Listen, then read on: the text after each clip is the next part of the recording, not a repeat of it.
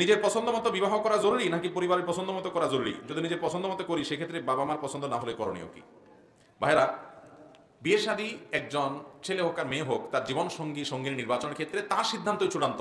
ইসলাম বাবা মাকে চাপিয়ে দেওয়ার কোনো অধিকার দেয় না যে বাধ্য করবে এখানে তোমার বিয়ে করতে হবে, এই অধিকার বাপ মার নাই। কিন্তু ছেলে মেয়ে সবসময় চেহারা, ছবি, অন্যান্য বিষয় আসে এগুলো নিজেরা দেখে নিবে, কিন্তু অন্যান্য দিকগুলো কোন ফ্যামিলিতে গেলে ভালো হবে না হবে এই বিষয়গুলো মুরব্বীদের উপরে আস্থা রাখবে। যদি তারা বিচক্ষণ হয়, তারা যদি ভালো মন্দ বোঝে, তারা যদি কোরআন হাদিসের গুরুত্ব বুঝে, দিনদারির গুরুত্ব বুঝে, তাহলে তাদেরকে প্রায়োরিটি দিবে। অনেক মা বাপ আছে দিনদারির গুরুত্ব বুঝে না, শুধু কাল পয়সা ছাড়া কিছু বুঝে না। তাহলে সেক্ষেত্রে ওই মা বাপের কথাকে পাত্তা দিবে না।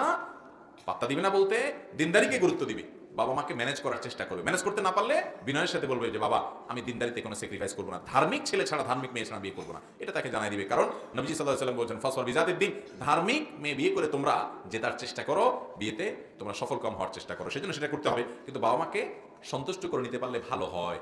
এবং বিয়ের ক্ষেত্রে ইসলাম ছেলে হোক আর মেয়ে হোক তাদের অধিকারটাকে মূল রাখছে, যে কার সাথে সে জীবন কাটাবে এই ব্যাপারে মতামত দেওয়ার অধিকার তারই সবচেয়ে বেশি। বিশেষ করে লোকটাকে আমার ভালো লাগে কি লাগে না, আমাদের দেশে অনেক ক্ষেত্রে জুলুম হয় মেয়েদের উপরে, ছেলেদের উপরে। বাবা মা চাপায় দেয়, মুরব্বীরা চাপায় দেয়, চাপায় দিতে পারবেন, তাকে বুঝান।